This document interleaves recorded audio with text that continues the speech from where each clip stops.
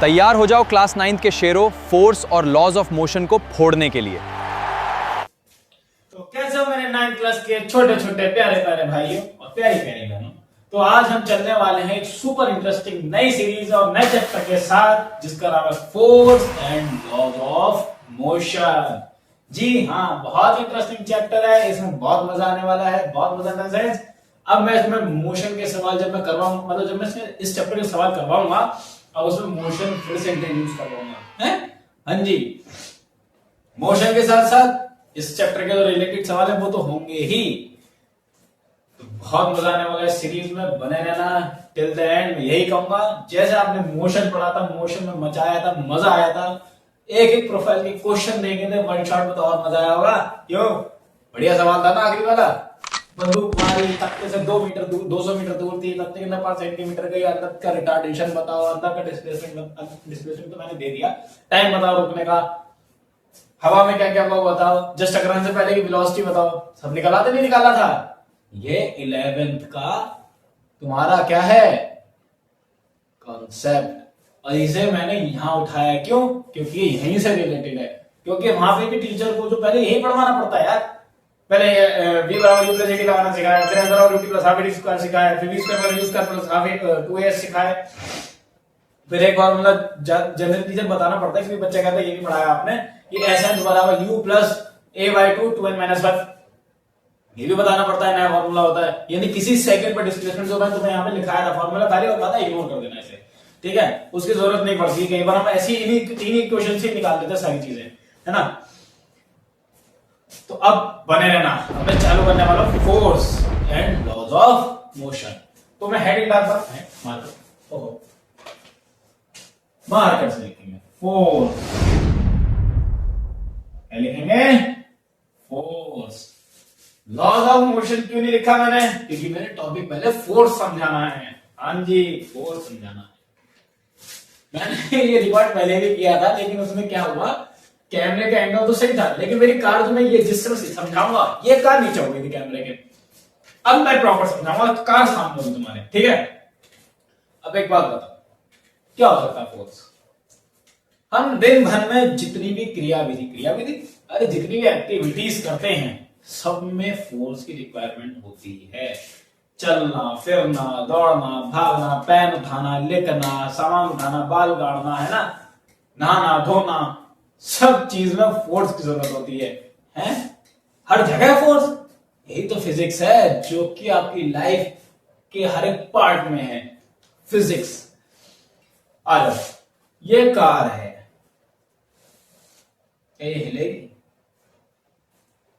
हिलेगी? नहीं हिलेगी। लेकिन यदि मैं इसको जबरदस्ती पुश करूं, मैं हूं एक एक्सटर्नल एजेंट, और ये वो ऑब्जेक्ट है जो बिना फोर्स के मूव नहीं कर सकता या नहीं कर सकती। तो मैंने इसको जबरदस्ती मूव कराया, मैंने इसको फोर्स लगाया और इसे पलट दिया, फिर मैंने इसको फोर्स लगाया, फिर इसको पलट दिया, और एक टाइम ऐसा कहीं गिर जाएगी। यही है फोर्स है। हाँ जी, और मान लो ये ऐसे मैंने यहां से तख्ता पकड़ लिया, मैं इस पर कितना ही फोर्स लगाऊं, कितना फोर्स लगाऊं, ये हिलेगा नहीं। तो क्या मैंने इसको फोर्स नहीं लगाया? मैंने इसको फोर्स लगाया, इसको होल्ड करने में फोर्स लगाया, होल्ड करने के बाद मैंने इसको पुश करने में फोर्स लगाया, लेकिन इसकी पोजीशन में चेंज हुआ नहीं हुआ। लेकिन इसका मतलब तो ये नहीं ना मैंने फोर्स नहीं लगाया। हाँ, तो फोर्स की डेफिनेशन क्या है? फोर्स एक वह बाह्य कारक, यानी वो एक एक्सटर्नल कारक है, जो यानी कि जो किसी भी ऑब्जेक्ट की पोजीशन में चेंज करने का प्रयास करता है या फिर पोजीशन में चेंज कर देता है, वो है फोर्स। बाह्य कारक का मतलब एक्सटर्नल एजेंट, है ना। यदि किसी चीज पर फोर्स लगाया आपने और यदि उसने अपनी जगह बदली, यानी थोड़ा सा भी डिस्प्लेस हो गया अपनी जगह से, यदि पोजीशन में बदलाव हुआ, तो वहां पर हमारा फोर्स होगा। अब जैसे मैंने यहां कहा फोर्स तो लगाया लेकिन डिस्प्लेस नहीं हुआ, तो इसका मतलब फोर्स नहीं लगा, फोर्स लगा, लेकिन नेट रिजल्टेंट 0 हुआ, क्योंकि इसमें फोर्स की मात्रा आपने भले कितनी दी, लेकिन आप इसकी पोजीशन में चेंज नहीं करवा पाए। और यहीं से बाद में हम पढ़ते हैं वर्क। यदि पोजीशन में चेंज होता है तो हमें वर्क देखने को मिलता है। हाँ, लेकिन ये वर्क मैंने तुम्हें अभी इंट्रोड्यूस करवाया है, अभी तो इसके बाद ग्रेविटी आएगी, ग्रेविटी के बाद में पढ़ाऊंगा वर्क और एनर्जी, बहुत मजा आएगा, ठीक है। तो अब इस कार की पोजीशन में मैं चेंज कर रहा था। ये क्या चाह रही थी? चाहना और होना दोनों डिफरेंट बातें हैं। हाँ, दोनों डिफरेंट बातें। अब ये तो हो गया तुम्हारा फोर्स, ठीक है। कोई चीज डिस्प्लेस हुई चाहे ना हुई, यदि आपने फोर्स लगाया है तो वो चीज डिस्प्लेस हो भी सकती है, नहीं भी हो सकती है, लेकिन इसका मतलब ये कहता ही नहीं होता कि आपने फोर्स नहीं लगाया। ठीक, चलो अब फोर्स के टाइप मैंने यही क्लियर कर दिया, तुम्हें बताया भी नहीं है। हाँ, पहला होता है अनबैलेंस्ड फोर्स। आ जाओ, flow diagram, flow chart. Force के दो प्रकार होते हैं। हाँ, दो प्रकार। पहला कौन सा हो गया? Unbalanced force. अभी समझाऊंगा अनबैलेंस्ड फोर्स, मजा आ जाएगा तुम्हें देखना। अब एक होगा बैलेंस्ड फोर्स।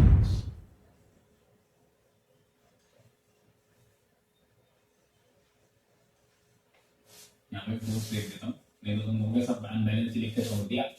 चलो ऊपर ही रख देता हूँ यार, नहीं तो तुम होंगे चीटिंग करते हो वहां जाके। हाँ, अब आ जाओ, मैं समझाता हूँ तुम्हें बैलेंस्ड और अनबैलेंस्ड फोर्स। ये है रस्सी। रस्सी खैच होता है इंग्लिश में जो भी बोलते तुम लोग, मुझे नहीं पता उसका नाम, हम तो रस्सी खैच नाम जानते हैं। तो रस्सी खैची है ना। अब मान लो दूसरी टीम जो तुम्हारी उधर है और जो ये तुम्हारी टीम है, दोनों के पास बराबर ताकत है। तुम भी इधर से खींच रहे हो, वो भी उधर से खींच रहे हैं, वो भी इधर से खींच रहा है, और एक भी बंदा हिला नहीं पा रहा है। क्या? एक भी बंदा उधर से इधर नहीं आ पा रहा है और एक बंदा इधर से उधर नहीं जा पा रहा, रस्सी वहीं अटकी हुई है। तो क्या इसका मतलब क्या फोर्स नहीं लगा रहे? फोर्स तो बराबर का चल रहा है, इधर से भी और इधर से भी। लेकिन क्या आप किसी की भी पोजीशन में चेंज कर पा रहे हैं?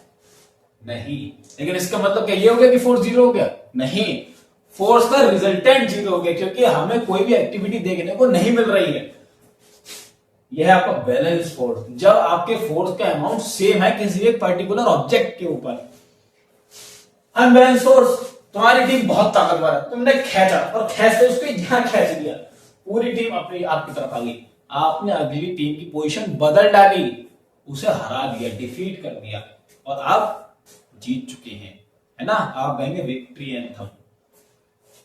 और जैसे ही आप जीते, ये हो गया अनबैलेंस फोर्स का उदाहरण, क्योंकि एक ही पर्टिकुलर ऑब्जेक्ट यानी रस्सी जिस पर आप फोर्स लगा रहे थे, आपके पास फोर्स का अमाउंट ज्यादा हो गया, सामने वाली टीम के पास कम हो गया, और ऑब्जेक्ट का डिस्प्लेसमेंट आपकी तरफ हो गया।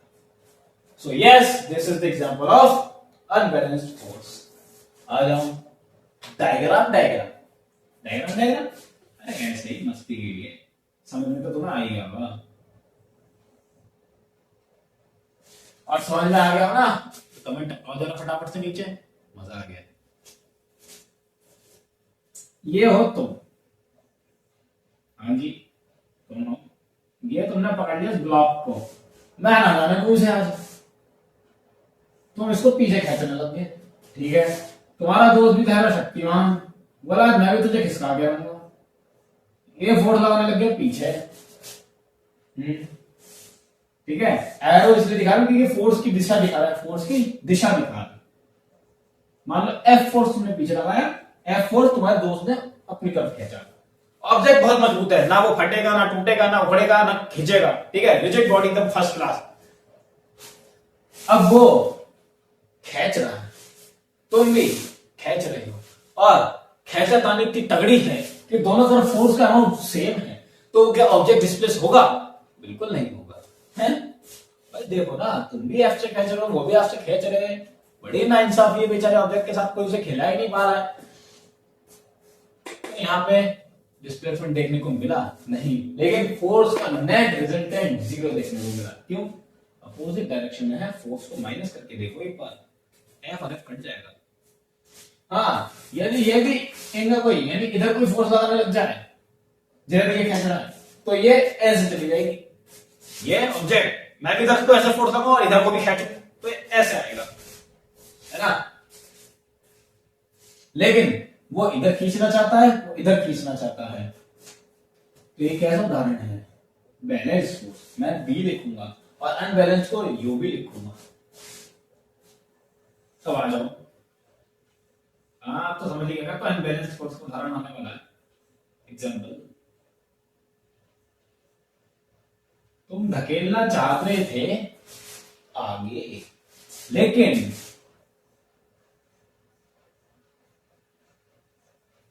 वो धकेलना चाह रहा था तुम्हारी तरफ। मान लो वो F से खींच रहा, मतलब 2F से, और वो F से। अब क्या होगा, यहाँ फोर्स का अमाउंट डबल है, वहां फोर्स का अमाउंट हाफ है? हाँ, अरे इसके कंपेरिजन में तो हाफ है ना। तुम्हारे पास ताकत ज्यादा है, ये मान लो वो तुम थे, तुम्हारे पास ताकत कम निकली, तुम लल्लू रह गए हैं, हाँ, और तुम्हारे दोस्त ने तुम्हें डिस्प्लेस कर दिया, तो क्या होगा, ओवरऑल ऑब्जेक्ट किधर जाएगा, आगे जाएगा। यानी इसके पास एक्सेलरेशन कहां आएगा, आगे आएगा। वेलोसिटी का आएगी, आगे आएगी, क्योंकि डिस्प्लेसमेंट देखने को मिल रहा है। बहुत बढ़िया, ठीक है। तो नेट रिजल्टेंट कितना होगा, 2F माइनस, यानी बड़ा में से छोटा। जिधर एक्सेलरेशन आए तो वो वाला फोर्स बड़ा, और इधर की तरफ एक्सेलरेशन, मतलब जिधर की तरफ एक्सेलरेशन है तो उधर की डायरेक्शन में लगने वाला फोर्स पॉजिटिव, और उसके अपोजिट डायरेक्शन में लगने वाला फोर्स नेगेटिव। तो नेट रिजल्टेंट F। ओके, यानी कि आपने 2F का फोर्स लगाया, उधर से F का फोर्स आया, नेट कितना लगा, F लगा।